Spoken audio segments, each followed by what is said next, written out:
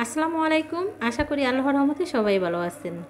আজকে আপনাদের সাথে শেয়ার করব কোনো রকম আটা, ময়দা কিংবা চালের গুঁড়ি ছাড়া ভীষণ মজার দোসা, মশলা দোসা। আর এই দোসা খেতে এতটা মজার, খুবই অল্প সময়ের মধ্যে তৈরি করা যায়। বাসার মধ্যে আলু থাকলে আপনারা এই দোসা তৈরি করে নিতে পারবেন। তো ভিডিওটি না টেনে পুরোটা দেখবেন, তাহলে আপনারাও শিখে নিতে পারবেন। এখানে হচ্ছে আমি 3টা আলু কেটে তারপরে ধুয়ে ছোটো ছোটো করে নিয়েছি কিছু কাঁচামরিচ, রসুন আর হচ্ছে আদা। এখন এগুলো হচ্ছে আমি ব্লেন্ডারে দিয়ে দিব।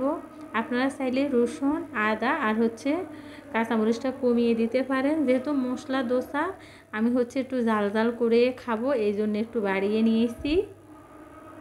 তো এইখানে হচ্ছে আমি এখন কোনো প্রকার পানি দিব না, দিয়ে দিয়েছি 1/2 চা চামচ জিরে গুঁড়া, টালা জিরা গুঁড়া। আপনারা চাইলে এখানে আস্ত জিরাটাও দিতে পারেন। এখন এগুলো হচ্ছে আমি ব্লেন্ডার করে নিব। তো এখানে কোনো রকম পানি দেওয়া যাবে না, পানি ছাড়াই হচ্ছে ব্লেন্ডার করে নিতে হবে। তা আমি ব্লেন্ডার করে নিয়েছি। দেখেন একেবারে মসৃণ হয়েছে। আমাদেরকে খেয়াল রাখতে হবে আলু যেন আস্ত না থাকে। এখন এইখানে আমি দিয়ে দিব হচ্ছে 1/2 কাপ সুজি। সুজিটা অবশ্যই দেওয়ার চেষ্টা করবেন। এখানে হচ্ছে আটা আর ময়দা দেওয়া যাবে না, তাহলে দোসাগুলো মুসমুসে হবে না। আমি হচ্ছে এখন দিয়ে দিব 1/2 কাপ টক দই। আমি 1/2 কাপ সুজির সাথে 1/2 কাপ টক দই দিয়েছি। আমি এখনও কোনো পানি দেই নাই। তো এখন হচ্ছে আবারও ব্লেন্ডার করে নিব। তো ব্লেন্ডার করে নিয়েছি। সুজিগুলো হচ্ছে একটু দানা দানা থাকলে সমস্যা নাই, তাহলে বেশি মুসমুসে হবে। এখন হচ্ছে এগুলো আমি একটা সার্ভিং বলে ঢেলে নিব। আর এই দোসা খেতে এতটা মজার হয়, আলু দিয়ে দোসা। আপনারা একবার বানিয়ে খেলে এর স্বাদ সারা জীবন মনে থাকবে। বৃষ্টির দিনে যখন কিছু জাল জাল খেতে ইচ্ছে করবে, তখন চটপট এই দোসা হচ্ছে আপনারা তৈরি করে খেতে পারেন। এখন আমি ওই যে হচ্ছে ব্লেন্ডারে মগটা ধুয়ে একটু পানি দিয়ে দিচ্ছি। আমি 1 টেবিল চামচ পানি দিয়েছি, বেশি দেই নাই। পরে লাগলে হচ্ছে আমি একটু পানি দিব। তো এখন হচ্ছে আমি এই মিশ্রণের মধ্যে দিয়ে দিব 1/2 চা চামচ বেকিং সোডা দিয়ে হচ্ছে ভালো করে মিশিয়ে নেব। এটা হচ্ছে খাওয়ার সোডা।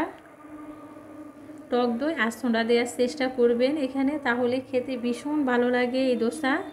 আমি 5 মিনিটের জন্য ডেকে রেখে দিব। এদিকে হচ্ছে আমি এখানে 2টা শসা গ্রেট করে নিয়েছি। শসাগুলোর পানি ঝরিয়ে নিতে হবে। দিয়ে দেব 1/2 কাপ টক দই।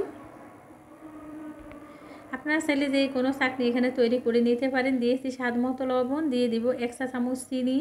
কিন্তু আপনারা চাইলে এখানে হচ্ছে কাঁচা মরিচ, পেঁয়াজ আর হচ্ছে গোলমরিচ গুঁড়ো দিতে পারেন। তবে আমি ঝাল দিব না, যেহেতু দোসাগুলো ঝাল হয়েছে আর আমার বাচ্চা বেশি ঝাল পছন্দ করে না, এই জন্য আমি দেই নাই।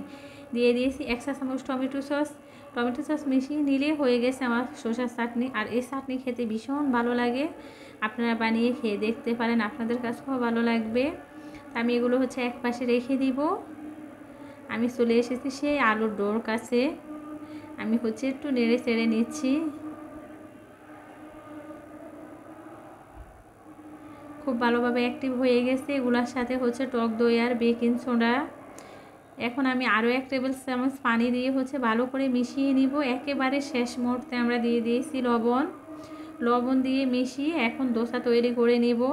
তা আমি আগে থেকে চুলার মধ্যে হচ্ছে একটি প্যান গরম বসিয়ে রেখেছি। পরিমাণ মতো ডো দিয়ে তারপরে একটু হচ্ছে গড়িয়ে পাতলা করে দিচ্ছি রুটির মতো। 1 মিনিটের মধ্যে হচ্ছে এগুলো হয়ে যাবে। চুলা মিডিয়াম আঁচে দিয়ে হচ্ছে আমরা দোসা তৈরি করে নিব। তো একইভাবে আমি সবগুলো দোসা তৈরি করে নিব। দেখেন মাশাআল্লাহ কতটা সুন্দর হয়েছে। তো আমি হচ্ছে অনেকগুলো দোসা বানিয়েছি, এর মধ্যে আমার অনেকগুলো খাওয়া হয়ে গেছে।